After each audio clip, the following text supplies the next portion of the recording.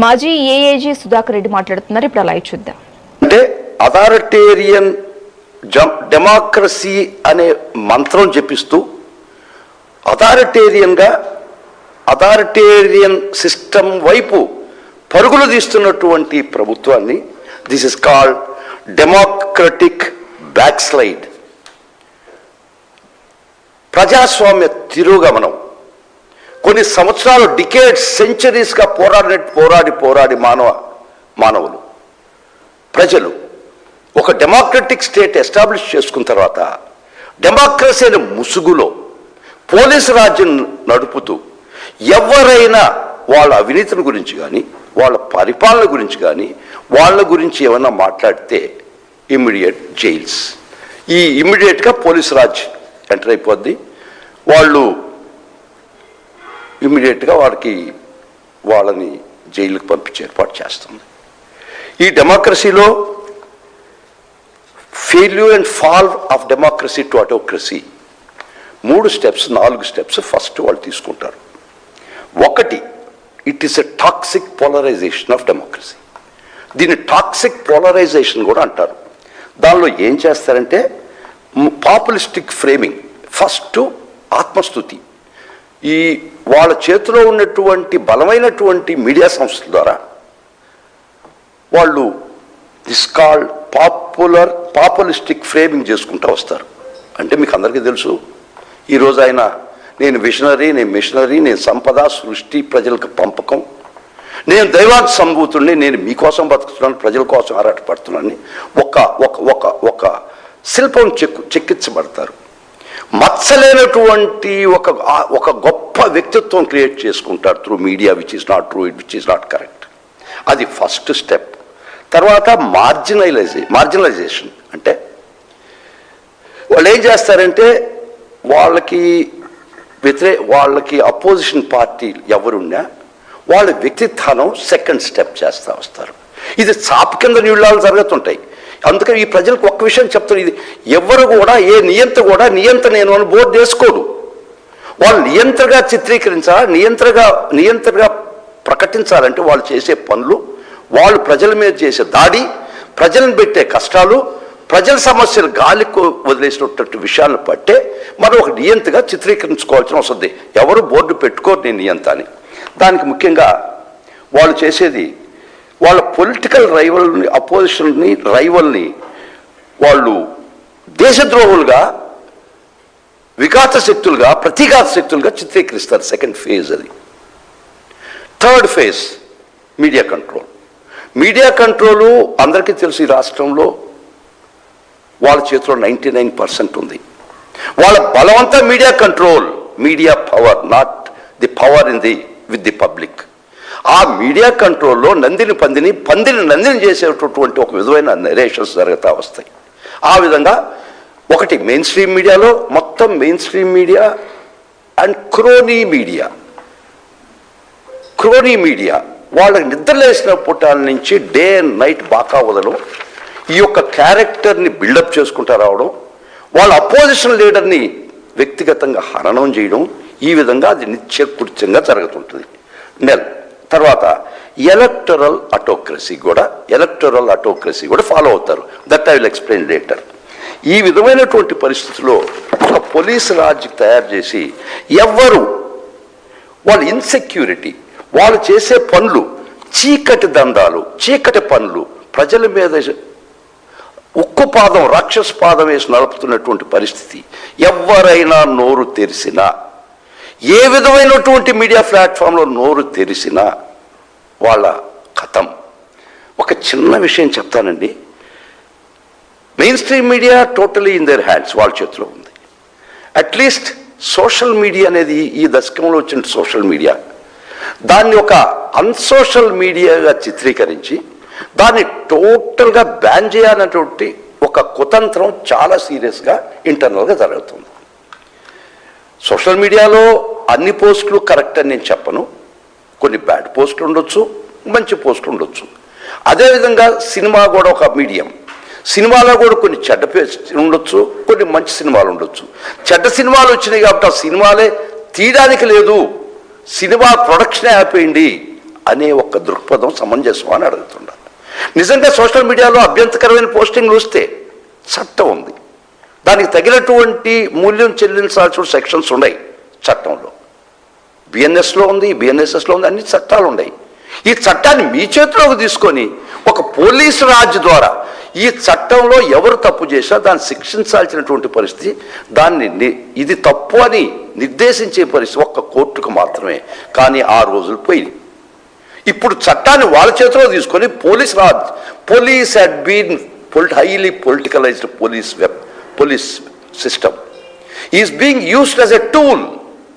ఈ రాష్ట్రంలో పోలీసులు ఒక ఆయుధంగా అపోజిషన్ గొంతు నొక్కేదానికి, సామాన్య మానవుణ్ణి రాచి రంపాన్ని పెట్టేదానికి పోలీస్ వ్యవస్థను వాడుతున్నారు.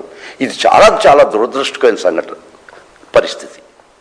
As a person who got agonized with this, as a heart that got burnt with this, as a person who got melted with seeing all these things. Today I am before yourselves. Meeru, fourth pillar of the democracy, the media. It is cast upon you, it is there on your shoulders. ఈ ప్రజాస్వామ్యం నిలపడానికి ప్రయత్నిస్తావా, లేదా మనం చీకటి యుగాల్లోకి వెళ్ళిపోదామా, autocratic సిస్టంలోకి వెళ్ళిపోదామా? Already వెళ్ళిపోయినాం, నియంత్రిత పాలన సహిస్తా చూస్తూ ఊరుకుందామా? అది మీ చేతుల్లో, మీ భుజాల మీద ఉంది. మీరు కూడా సీత కన్ను వేస్తే ఈ యొక్క fall, travel from democracy to ఆటోక్రసీని మీరు కూడా సూచిస్తున్నట్టు ఉంటే, God save the motherland. It is not the YSR Congress party alone that should fight. ఇది ఒక వైఎస్ఆర్ కాంగ్రెస్ పార్టీకి సంబంధించినటువంటి పరిస్థితి ఒక్కటే కాదు, ఇది సామాన్యుటువంటి ప్రాబ్లం. మీ యొక్క భావస్వేచ్ఛ ప్రకటన హక్కు రాజ్యాంగంలో 19(1)A ఇచ్చినా కూడా ఎవరైనా వాళ్ళ భావస్వేచ్ఛ వ్యక్తీకరిస్తే వాళ్ళ మీద కేసెస్. అదేవిధంగా మా వైఎస్ఆర్ కాంగ్రెస్ పార్టీని గురించి కానీ మా నాయకులను కానీ ఏమి మాట్లాడినా no police and no case. ఇంత దుర్మార్గమైనటువంటి పరిస్థితి రాజ్యంలో కొనారిల్లుతుంది. ఒక్క విషయం చెప్తానండి. మొన్న ఈ మధ్య ఒక మహాతల్లి పాపం విదేశాల నుంచి వచ్చి కాళహస్తి దేవాలయానికి పోతే, please focus it, Zoom it.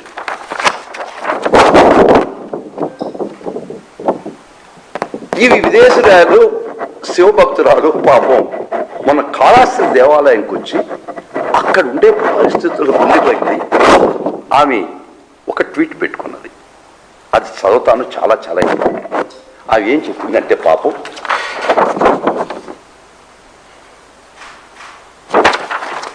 చదువుతానండి, చాలా ముఖ్యం. శ్రీకాళహస్తి లాంటి పవిత్ర పుణ్యక్షేత్రంలో ఇలాంటి చేదు అనుభవాలు ఎదురవడం నిజంగా బాధాకరం. కాళహస్తిలో నేను చూసిన కరప్షన్ ఎప్పటికీ మర్చిపోలేను. ప్రతి ఒక్కళ్ళు చేయ చాచడమే. ఎందుకు అంతగా 50-100 అడుగుతున్నారో అర్థం కాలేదు.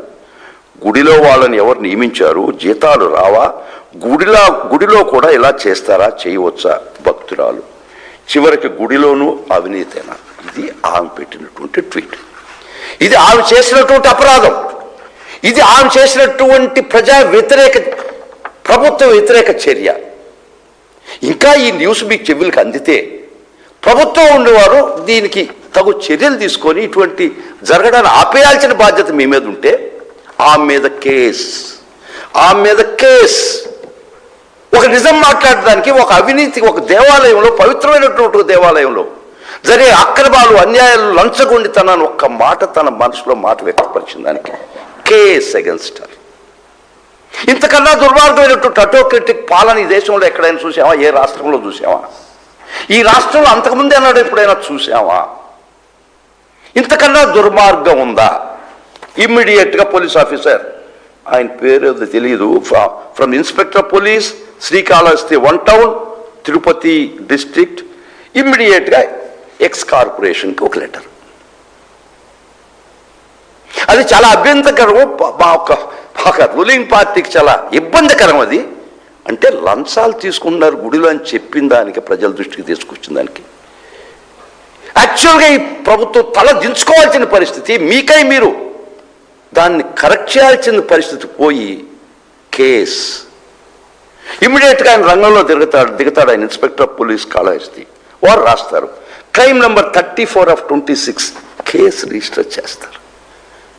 ఇంతకన్నా పడిపోయినటువంటి దిగజారినటువంటి ప్రజాస్వామ్యం ఈ దేశంలో ఎక్కడైనా చూస్తున్నావా?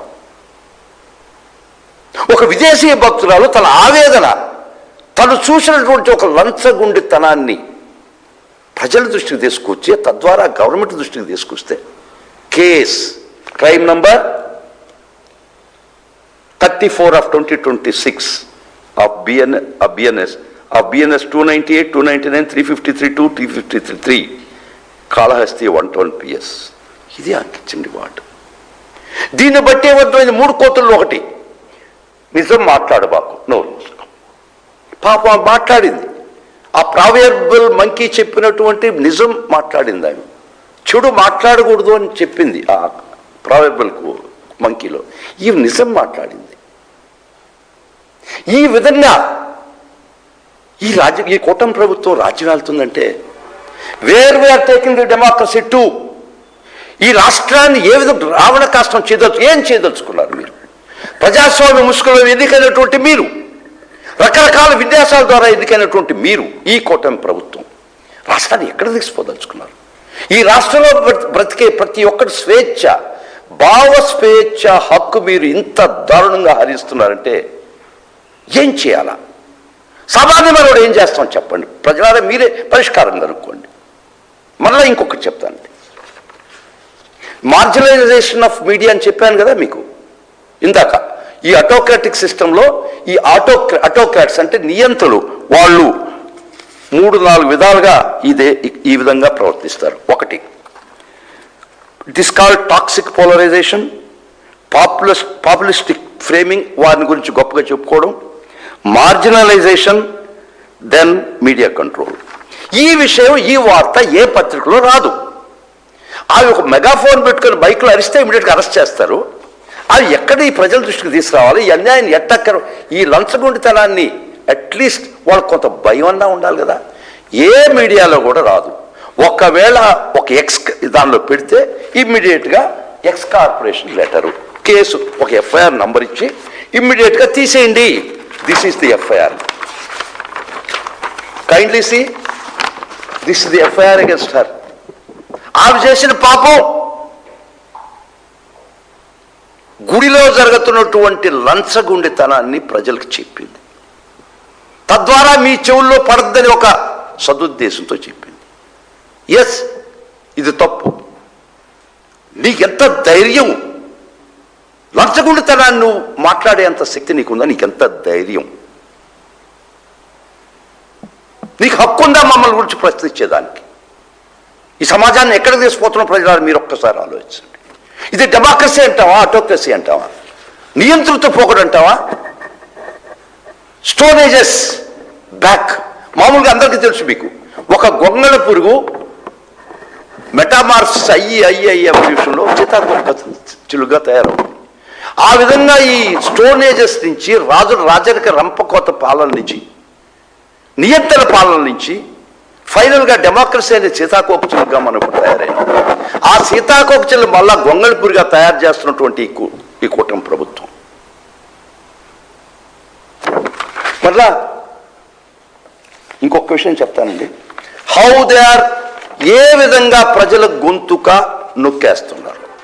ఇక్కడ ఏమైనా బూతులు ఉన్నాయా? ఇక్కడ ఏమన్నా చెడు ఉందా? మీ చెడును బయట పెట్టారు. అదొక్కటే ఆమె చేసిన చెడు.